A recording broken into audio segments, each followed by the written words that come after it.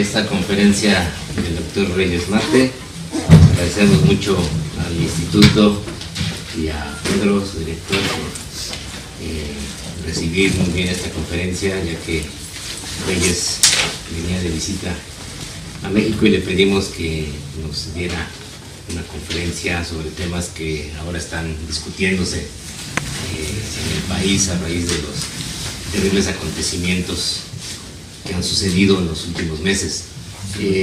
Reyes Mates es el miembro fundador del Instituto de Filosofía del CSIC de España, el Consejo Superior de Investigaciones Científicas, del cual también fue director de 90 al 98. Entre sus publicaciones más importantes se encuentran La razón de los vencidos, Memoria de Occidente, Memoria de Auschwitz, y últimamente ha publicado el Tratado de la Injusticia, que acaba de aparecer en Anthropos, un libro también muy significativo, y es un profesor de una amplísima trayectoria que hemos conocido muchos en México, que ha venido distintas veces a nuestro país, y queríamos invitarlo acá al instituto que nos diera esta conferencia. Después de su texto, Tere de la Garza, también profesora de la UNAM y de la Ibero, va a comentar brevemente al final algunos de los temas que plantee Reyes, y si nos da tiempo abriremos discusión con todos los presentes, porque tenemos que terminar a las 6 en punto. Entonces, sin más, le damos la palabra al doctor Reyes Mate. Le agradecemos muchísimo su presencia acá con nosotros en la UNAM, y desde luego ojalá que no sea la última vez que lo tengamos entre nosotros en nuestra comunidad. Gracias, doctor. Muchas gracias. Bueno, yo sé que asistir o participar a un acto en estas circunstancias a las 4:30 de la tarde, esto es un atentado a los amigos, lo siento, pero como tampoco hay mal que 100 años dure, espero que sea liviano y ligero. Gracias a todos los que han hecho posible este encuentro,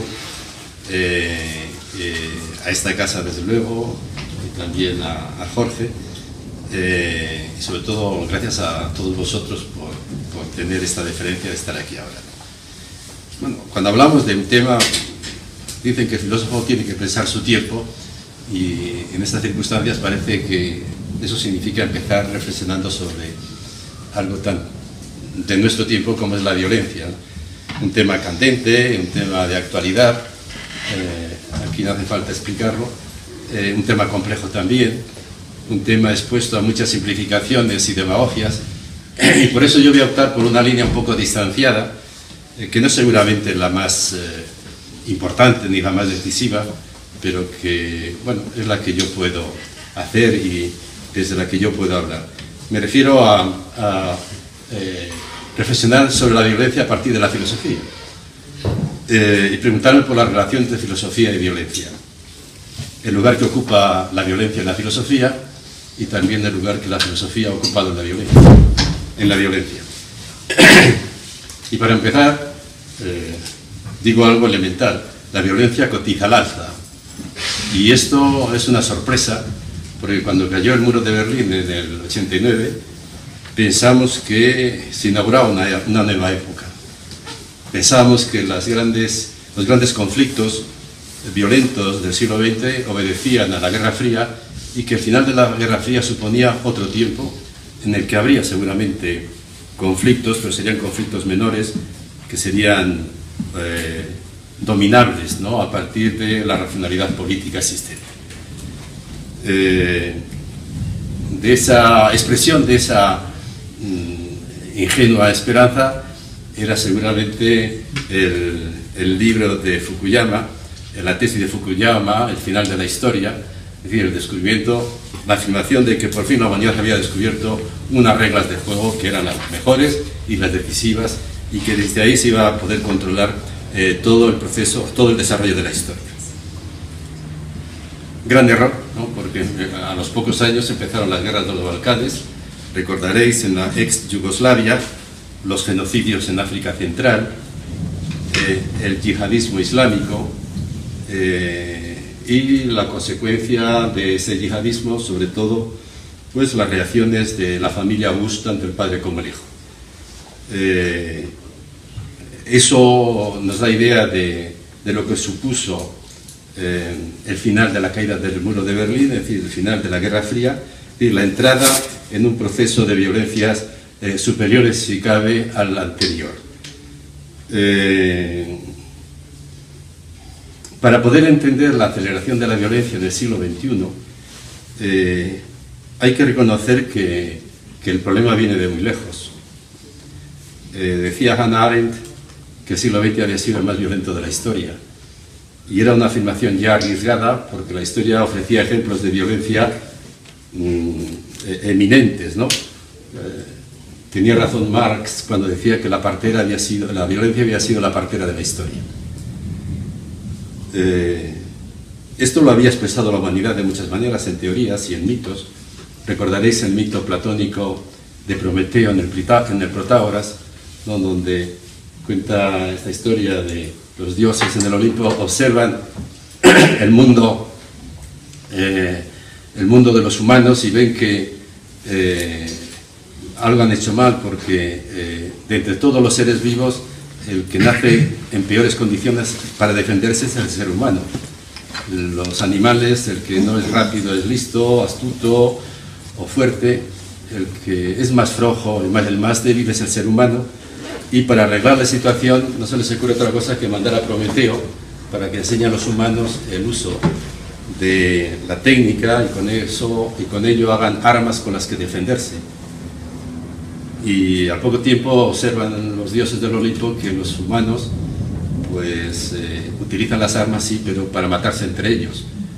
Y deciden en una segunda jornada pues hacer un nuevo envío, esta vez con Hermes, para que lleve a los humanos la sabiduría necesaria para manejar bien las armas y las virtudes cívicas en concreto. Y bueno, al mundo llegan las virtudes cívicas y lo que hemos hecho los humanos es convertir las virtudes en justificación de la violencia, ¿no? Robespierre, por ejemplo, explicaba el terror como el resultado de la virtud del patriotismo. En fin, la violencia está instalada en la historia de la humanidad, y si se ha instalado ha sido porque ha contado con muchas complicidades. Complicidades que vienen de la religión, ¿no? La violencia de lo sagrado, que vienen del arte, ¿no? Hay que ver, por ejemplo, lo que hay de violencia sublimada en el barroco, ¿no? Violencia entre los intelectuales, ¿no? Entre las dos grandes guerras, pues había una especie de entusiasmo por la guerra, porque se decía que la guerra era el lugar eminente donde se ponían a prueba las grandes virtudes viriles del ser humano.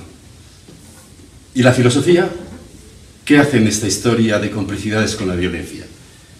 Pues lo que hace lo expresa muy bien Hegel, que es un autor por el que yo tengo debilidad, porque me parece que es un pensador, que es una especie de notario de la realidad. Hegel lo que hace es hilar lo que la humanidad ha hecho, dicho y pensado, y nos ofrece un discurso, nos ofrece la imagen de lo que hemos sido. Y bueno, pues en su introducción a la filosofía de la historia, Hegel rende pleitesía a la violencia, y en los términos siguientes, dice Hegel: aun cuando consideremos la historia como el ara ante el cual han sido sacrificadas la dicha de los pueblos, la sabiduría de los estados y la virtud de los individuos, siempre surge al pensamiento necesariamente la pregunta: ¿a qué último fin, a qué último fin ha sido ofrecido este enorme sacrificio? Es decir, lo que dice Hegel en ese momento es que la historia se ha construido sacrificando la dicha de los pueblos, sacrificando la sabiduría política y sacrificando la virtud de los ciudadanos. Y eso, esa manera de hacer la historia, y repito, que consiste en haber cabalgado sobre la desdicha de la gente, sobre la ignorancia de los poderosos, sobre el recurso a los peores instintos de los ciudadanos, Eso le llama la atención, le sorprende, porque eso parece que no está a la altura de lo que se puede esperar, de lo que cabría esperar del Homo sapiens. Y Hegel se sorprende.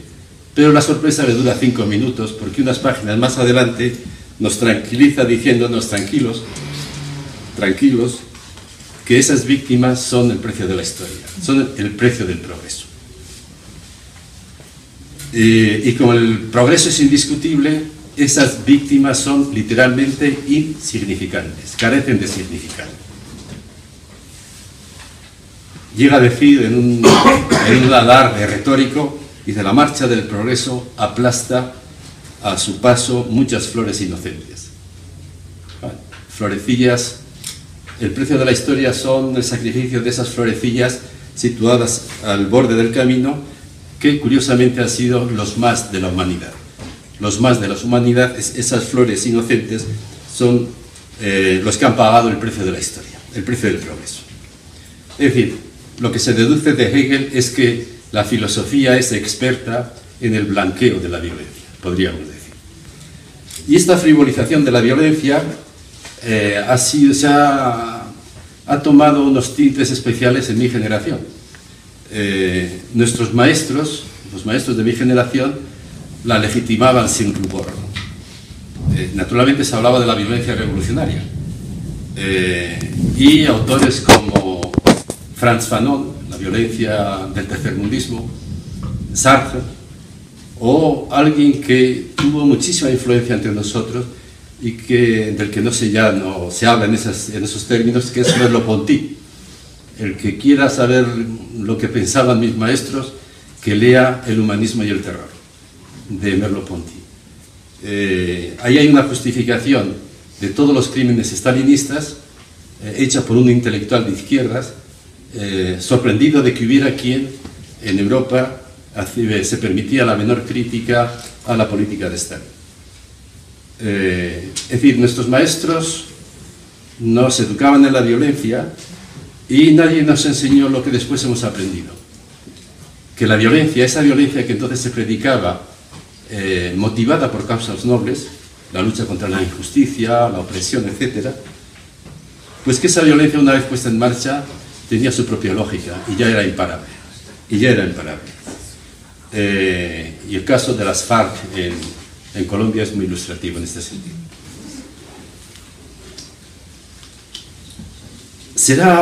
Hará falta mucho tiempo, ha hecho falta mucho tiempo hasta llegar al punto en que nos sorprendamos de que no nos sorprendiera la violencia en la historia. Hemos tardado mucho tiempo en eso, en sorprendernos de que camináramos tan alegremente por la historia de esa manera. Y eso ha comenzado a ocurrir, ¿no? Eso de sentirnos cuestionados por la violencia de la historia, eso ha comenzado a ocurrir, yo diría, muy últimamente, 10, 20 años, quizá no más. Hoy sentimos la violencia como un problema y nos podemos preguntar ¿qué ha pasado? ¿Qué ha pasado? Y yo creo que hay muchas causas. Enumero dos. Por un lado, el discurso de los derechos humanos, evidentemente, el avance de los derechos humanos, que nos han hecho comprender algo que hoy nos parece elemental, pero que no lo era antes. Y es que el ser humano es siempre fin y nunca medio. Y que lo que decía Castellio a Calvino, Castello, aquel gran humanista ginebrino, que le decía a él a Calvino: mire usted, matar a un ser humano nunca es defender una causa, siempre es un asesinato. Pues eso lo hemos comenzado a entender ahora, y yo creo que ha sido la cultura de los derechos humanos quien ha universalizado esta idea. Esa es una de las causas, pero hay otra que es en la que a mí me gustaría detenerme un momento, y es la visibilización de las víctimas. Creo que el discurso de la violencia, la crítica a la violencia está muy ligada a la visibilización de las víctimas.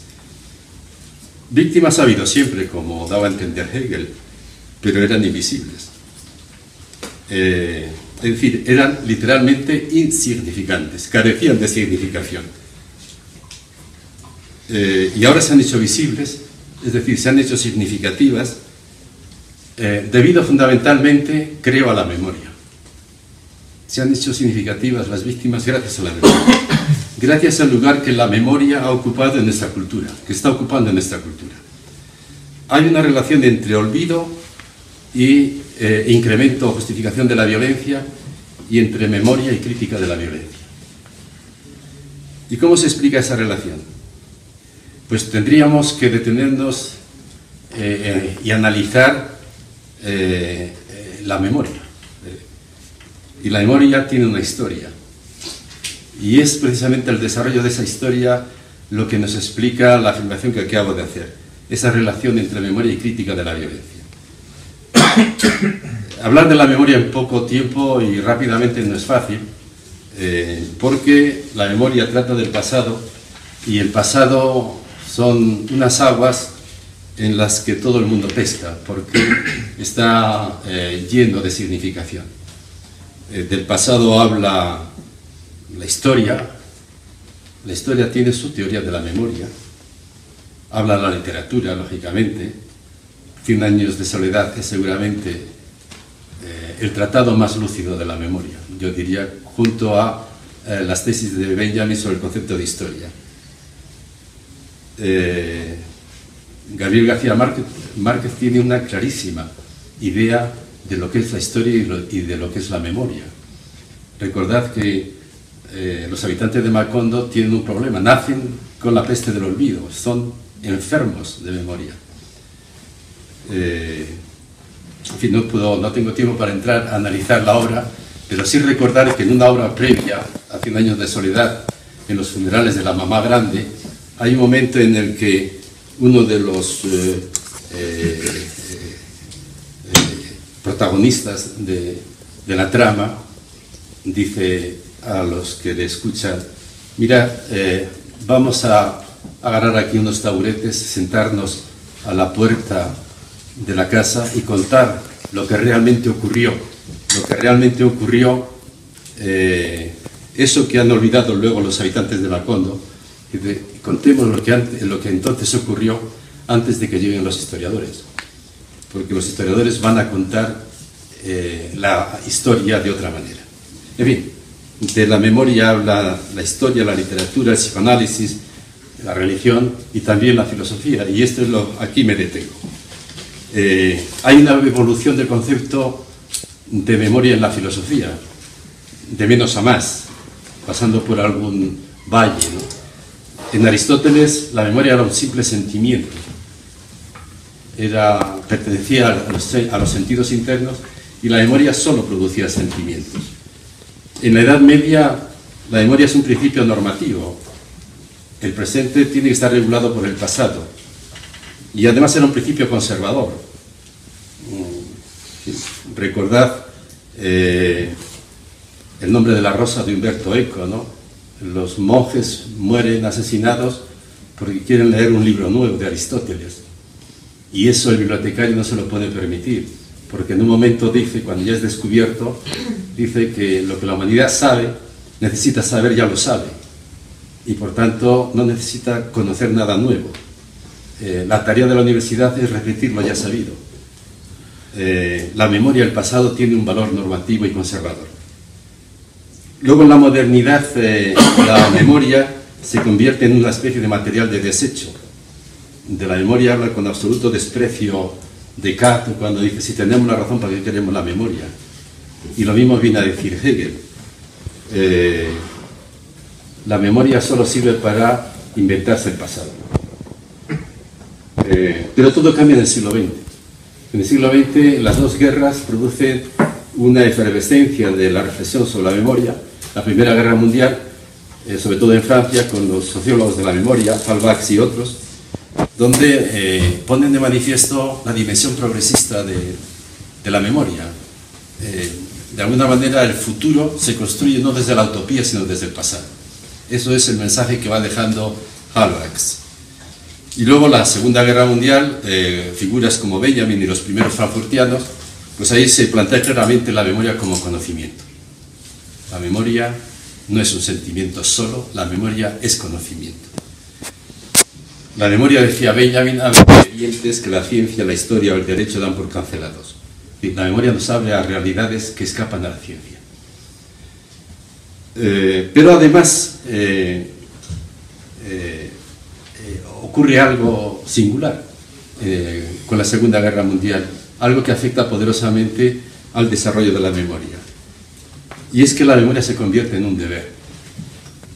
La memoria no solamente es algo más que un sentimiento, no solamente es conocimiento, sino que además es un deber.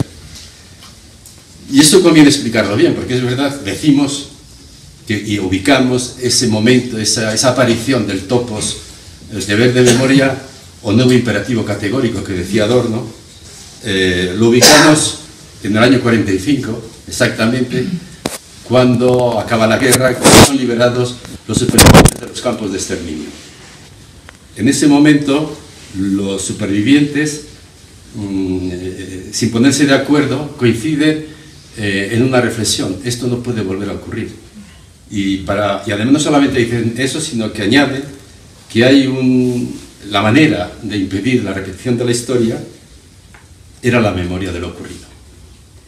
Y eso, que nos parece hoy, por muy repetido, algo evidente, tiene en sí, es en sí mismo algo muy discutible, ¿sí?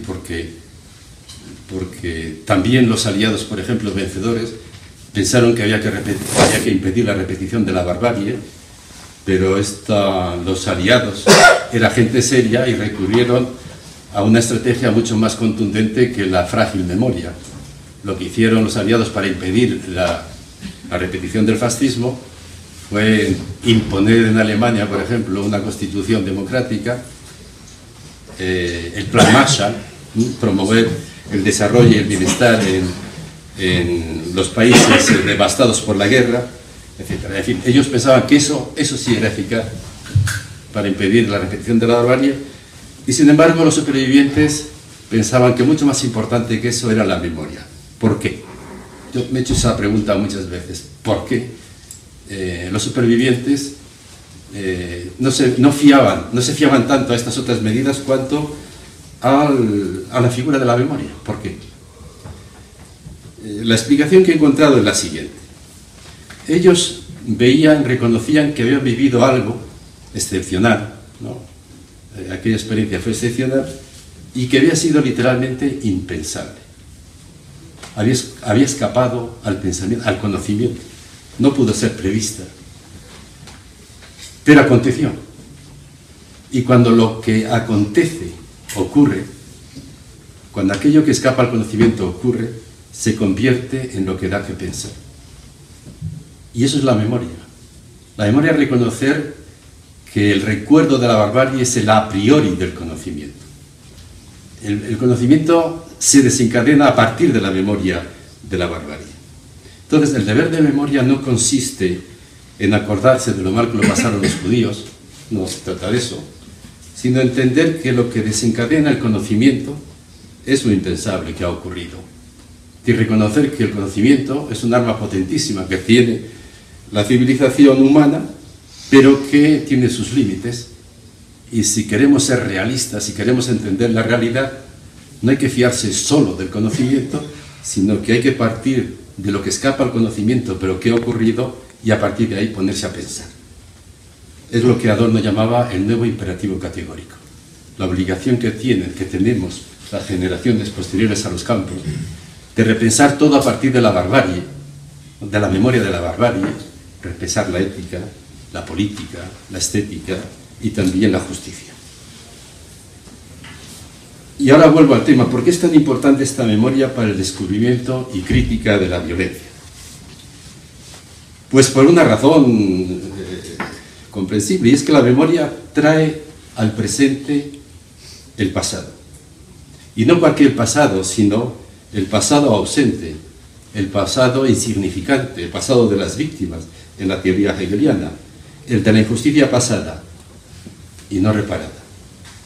Ese es el poder de la memoria. Trae al presente lo pendiente.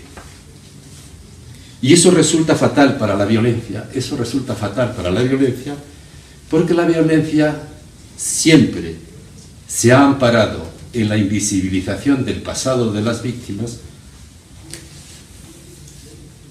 recurriendo a figuras como la amnistía, la prescripción, el olvido, para poder repetirse. Decía Benjamin que en torno al crimen hay siempre como dos batallas. Una que se traduce en muerte física y otra que es mucho más importante es la lucha hermenéutica. El criminal sabe que para que su crimen sea perfecto no solamente tiene que eliminar al enemigo, sino que tiene que invisibilizar el crimen. Tiene que hacerle insignificante. Tiene que conseguir que la opinión pública entienda que eso es una fatalidad, que eso pasa y no pasa nada. Ahora bien, si la memoria es el gran baluarte contra la violencia, no nos podemos permitir canjear paz por olvido. No nos podemos permitir construir una nueva convivencia sobre el olvido. Y esto es lo contrario de lo que siempre se ha hecho. Hace poco tiempo, Shlomo Ben-Ami, este intelectual israelí que fue ministro de Asuntos Exteriores, decía: si los palestinos quieren la paz, tienen que decir a cuánta justicia están dispuestos a renunciar. Y la misma idea he visto que la repetía el benemérito presidente de Uruguay, José Mújica, pasando por Madrid. Él decía: el acontecimiento más importante que está ocurriendo en el mundo en este momento son las negociaciones de paz en Colombia. Y yo diría a los colombianos que se olviden de la justicia y construyan la paz sobre el olvido, que es como funciona. Y siempre ha sido así, siempre ha sido así. Pero eso no funciona ya, eso ya no funciona. ¿Por qué? Pues porque si basta dejar de matar para que todo se olvide, ¿qué impide volver a matar si basta dejar de matar para que todo se olvide?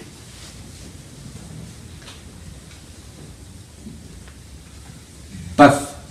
Construir la paz sobre el olvido es garantizar la repetición de la violencia. Y esto nos lleva a que la paz solamente puede plantearse desde la memoria.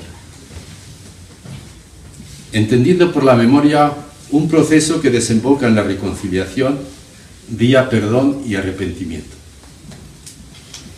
Esto necesitaría mucha explicación, porque acabo de introducir conceptos políticamente mal manejables. Y conceptos como reconciliación, perdón, arrepentimiento son conceptos religiosos, y como tantos otros conceptos políticos, por cierto, pero que yo utilizo de una manera filosófica.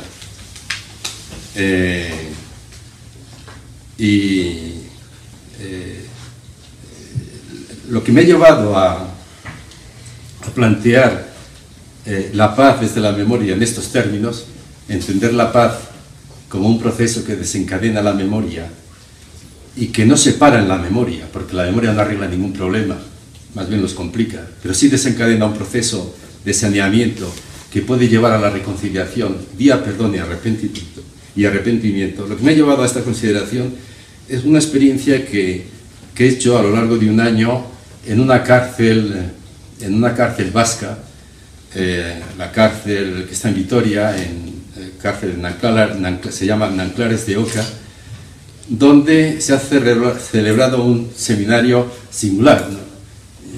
Uno pues, ha participado en muchos seminarios y este fue singular porque lo habían organizado víctimas y victimarios. Eran condenados por ETA que habían pasado en la cárcel entre 20 y 30 años, acusados de crímenes. El menor de los acusados de los condenados tenía 17 asesinatos, y que el seminario, como digo, había sido pactado entre víctimas y victimarios. Yo debo decir que allí aprendí lo que significan estas palabras. La palabra perdón y arrepentimiento. el arrepentimiento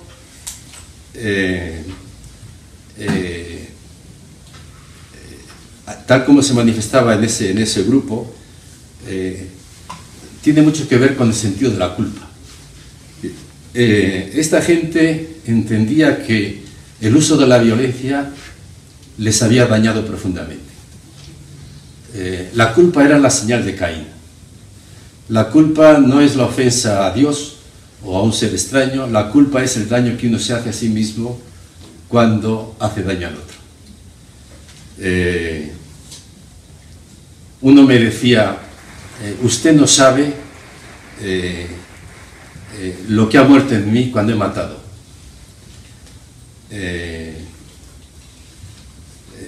Y eso es la culpa.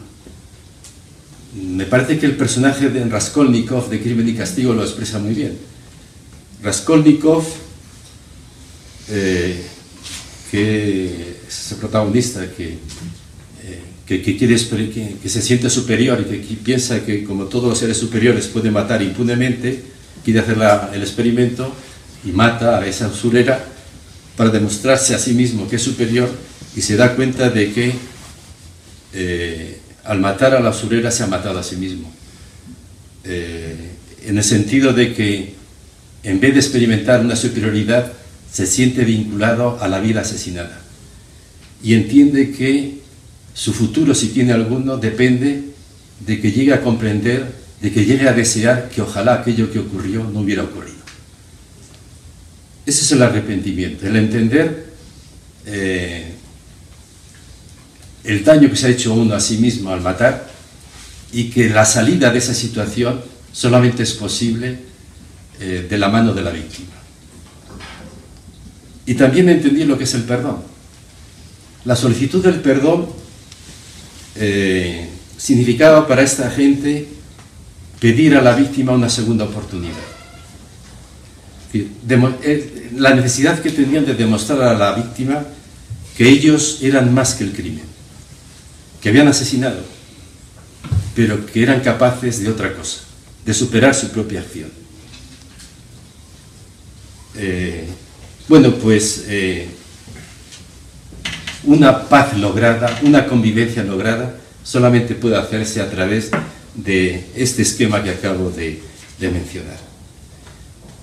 Y yo creo que lo vamos entendiendo, ¿no? Yo creo que las sociedades en los últimos años saben que, por ejemplo, esas sociedades que han pasado de dictaduras a democracias, saben que, digamos, el modelo español de transición, que fue el modelo del olvido, ese no funciona. Y por eso se ha impuesto y se ha universalizado el concepto de justicia transicional y el concepto de memoria histórica.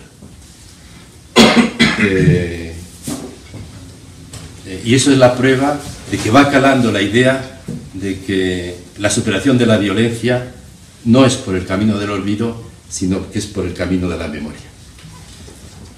Para ir acabando, en la formulación de esta charla hablábamos de violencia y de crímenes contra la humanidad, o de lesa humanidad, y algo quería decir sobre este particular.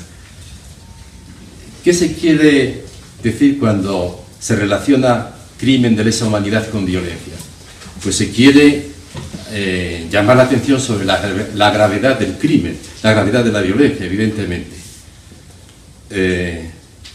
No es verdad que la violencia es el motor de la historia, ni es verdad que las víctimas sean unas florecillas pisoteadas al borde del camino, como dice nuestra gran filosofía, sino que la violencia es una injusticia, es un crimen que atenta a la propia humanidad. Esto es lo que queremos decir, y sobre esto yo creo que hay que hacerse algunas reflexiones sobre esta relación entre violencia y crimen de lesa humanidad. El concepto, como bien sabemos, el concepto de crimen de lesa humanidad fue una creación apresurada del Tribunal Militar Internacional de Nuremberg en el año 46. Se creó una nueva figura jurídica para describir, para identificar de alguna manera al crimen que había tenido lugar en los campos de exterminio. Luego, ese concepto se ha ido aplicando a otras circunstancias, a otras personas y grupos, y en fin, hay ya toda una jurisprudencia y toda una teoría sobre el crimen de lesa humanidad desde el punto de vista jurídico, tal y como uno puede observar y analizar y leer en las declaraciones del Tribunal Penal Internacional actual. Eso es lo que ha ocurrido, ¿no? Una figura que aparece en el 46 y que ahora se aplica a grandes crímenes. La primera reflexión que quiero hacer sobre este asunto es que ha habido que esperar 25 siglos prácticamente de derecho para descubrir la figura de una figura jurídica imprescriptible. Es decir, que podemos hablar de que el derecho ha caminado durante 25 siglos sobre el olvido, fabricando figuras de olvido tan potentes como amnistía o cualquier otra forma de perdón.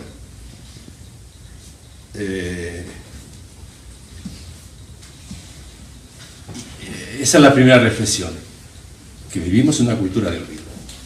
La segunda es, ¿por qué solo los crímenes de lesa humanidad son imprescriptibles? ¿Por qué? Yo creo que afina mucho más Walter Benjamin cuando dice: la memoria abre expedientes que el derecho da por cancelados. Es imprescriptible cualquier crimen que no ha sido saldado, reparado. No solamente los crímenes de lesa humanidad, cualquier crimen, cualquier acto de la violencia, cualquier injusticia, sencillamente, no prescribe mientras no sea saldada, mientras no sea reparada, mientras no se la haga justicia. Esa es la segunda reflexión. La tercera es que, ¿qué queremos decir cuando decimos crimen de lesa humanidad? Queremos decir dos cosas. En nuestra lengua, en alemán es todavía mejor porque en nuestra lengua humanidad tiene dos significados diferentes y los alemanes tienen dos palabras distintas para hablar de humanidad. Tienen Menschlichkeit y Menschheit. Es decir, por un lado, humanidad significa la integridad de la especie humana. Integridad de la especie humana. Y en este sentido, atentado a la integridad de la especie humana es un genocidio. Es decir, es un empobrecimiento de la riqueza racial, por ejemplo, o de los pueblos que componen la especie humana. Pero además de esa significación, humanidad significa Menschlichkeit, es decir, la humanización del hombre. Y en este sentido, un crimen de lesa humanidad es un crimen contra el proceso civilizatorio. Es decir, que el ejercicio de la violencia nos anestesia humanamente. Nos anestesia humanamente. Hay un relato de Borges que es muy significativo y que explica muy bien esas consecuencias civilizatorias que tiene el crimen. El relato se llama Deutsches Requiem. Habla de un oficial nazi que ha sido condenado a muerte y va a ser ajusticiado al día siguiente, y él durante la noche hace un repaso a su vida y se siente a gusto y conforme consigo mismo. Entiende que de joven apostó por un ideal, el ideal, el hombre nuevo del fascismo, y ha estado a la altura de las circunstancias. Él ha cumplido fielmente el programa de la construcción del hombre nuevo. Menos un punto. Hay un momento en su hoja de servicios tan extraordinaria que le preocupa. Hay un momento de debilidad. Hay un momento en que casi lo estropea todo. Y fue una noche en la que, después de muchas condenas, se le apareció por allí un último candidato. Era un anciano que respiraba bondad por los cuatro costados, era poeta y se llamaba Jerusalén. En ese momento él tuvo la tentación de perdonarle y de salvarle la vida. Y ese fue su momento de debilidad, pero se sobrepuso y cumplió con su deber. Le mandó matar. Y ahora, cuando él va a morir, dice, no sé si el bueno de Jerusalén entendió por qué le mandé matar. Dice, pero se lo voy a decir. Yo le mandé matar porque tenía que matar la compasión que empezaba a renacer en mí. Es una forma de expresar precisamente las consecuencias que tiene en el propio sujeto de la violencia el ejercicio de la violencia. Y por eso, cuando decimos crimen contra la humanidad, lo que estamos diciendo es que la humanidad, nuestra humanidad, la humanidad a la que nosotros pertenecemos, no solamente la humanidad de los criminales, nuestra humanidad que consintió, que vio aquello, que miró a otro lado, que lo justificó, o que fue indiferente, como digo, ha salido de esa experiencia de barbarie absolutamente tocada y disminuida. Por eso es tan difícil combatir la violencia, yo creo. Por eso es tan difícil combatir la violencia. Porque la violencia nos ha deshumanizado a todos. Nos ha debilitado en nuestra capacidad de reacción. Y creo también que la filosofía ha perdido también capacidad de combate en este sentido. Y esto se muestra, esa debilidad de combate, en su inconsciencia a la hora de examinar el mal.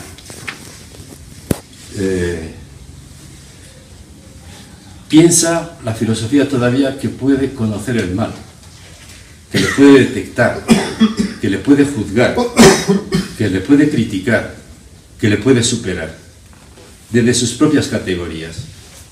Pero eso no es posible.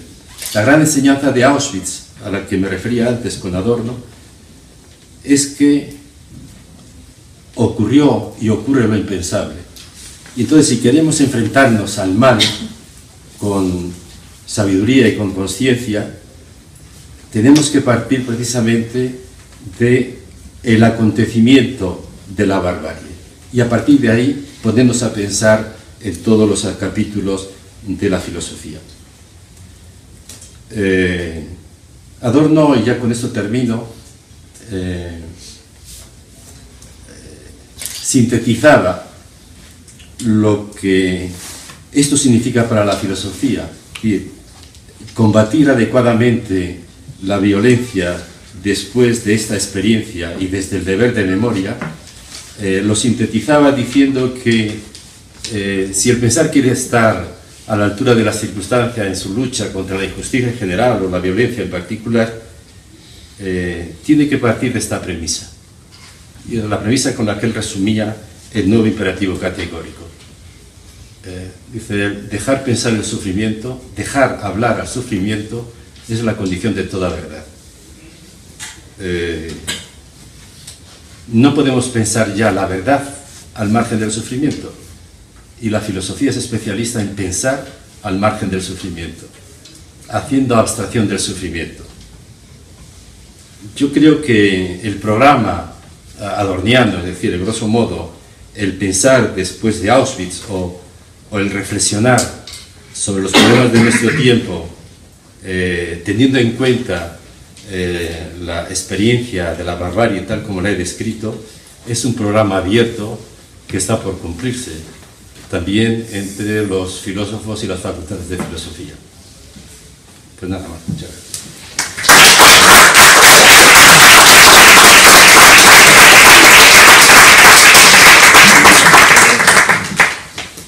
¿Tienen unos comentarios? Bueno, pocos comentarios rápido para que tengamos ocasión de dialogar todos un poquito con Reyes, ya que es un lujo tenerlo aquí, que no nos podemos dar muy a menudo. Entonces, voy a ser rápida. Creo que todo lo que nos está diciendo Reyes resuena fuertemente en nosotros. Recuerdo a Hannah Arendt, que mencionó Reyes. como otros pensadores, la experiencia de las dos grandes guerras le hacen ver la fragilidad de la vida, le hacen ver esa enorme cantidad de víctimas que la hacen pensar cómo la vida humana se ha hecho prescindible. O sea, eso creo que es un punto tremendo. Ella dice la vida humana se ha hecho superflua a los ojos de los sistemas políticos que deberían defenderla. Creo que esta tesis de ella es fuerte y resuena en lo que Reyes nos ha compartido ahora. Se habla de los regímenes totalitarios, se habla de cómo en estos regímenes la violencia permea, pero no solo en los totalitarismos encontramos este desprecio o esta negación o superfluidad de la vida humana, ¿no? Sino que se descubre también en el seno de las modernas democracias. Y eso es lo que nos hace reflexionar, o nos debe hacer reflexionar conjuntamente, sobre cómo esta incidencia de la violencia, que en el fondo es el mal, nos viene permeando y se va colando en regímenes aparentemente lejanos de los regímenes considerados violentos, como estos totalitarios o las dictaduras de las que tanto se habla, ¿no? Dice Hannah Arendt, en las modernas democracias automatizadas encontramos el hombre masa que se vuelve superfluo. Este sentimiento de ser superfluo da lugar al desprecio por el valor de la vida humana. Y esto, dice, es un fenómeno completamente nuevo al que debemos dar nuestra atención. Creo que estas reflexiones que nos ha compartido Reyes ahora nos dan pie para empezar a reflexionar qué ha pasado para que esta violencia pase de los regímenes considerados violentos a aquellos que supuestamente tendrían que estar protegiendo la vida humana y no considerándola superflua o desechable.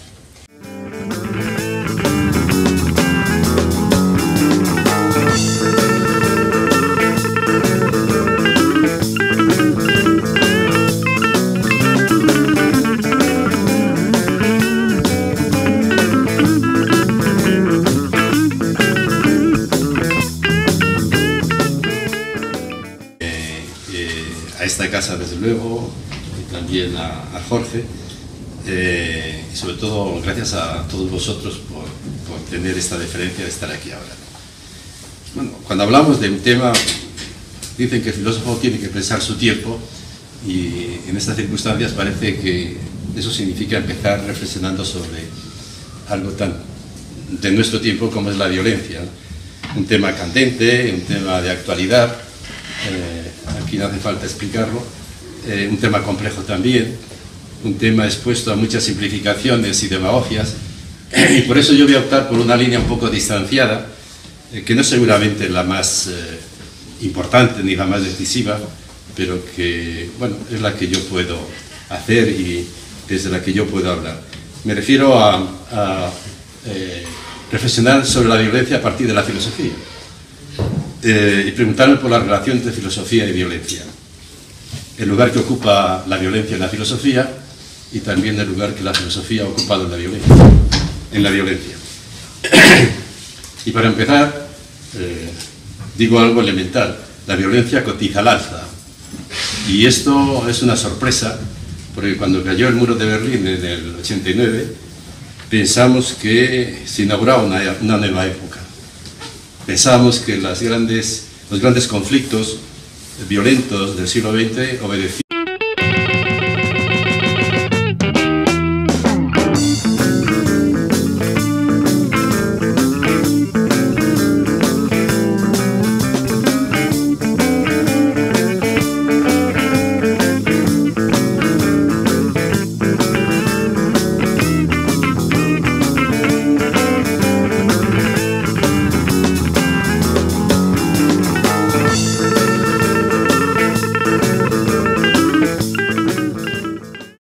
esta conferencia del doctor Reyes Mate.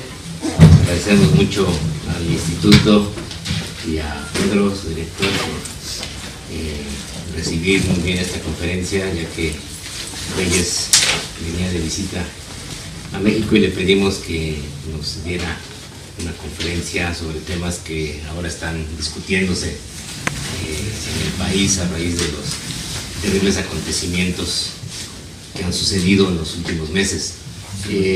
Reyes Mates es el miembro fundador del Instituto de Filosofía del CSIC de España, el Consejo Superior de Investigaciones Científicas, del cual también fue director de 90 al 98.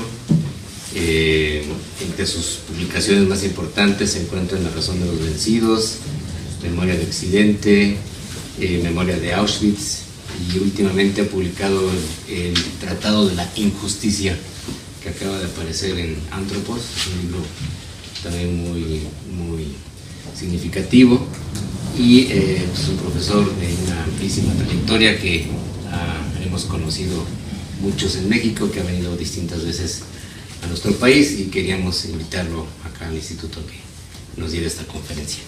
Después de su texto, Tere de la Garza, también profesora de la UNAM y de la Ibero, va a comentar brevemente al final algunos de los temas que plantee Reyes, y si nos da tiempo abriremos discusión con todos los presentes, porque tenemos que terminar a las 6 en punto.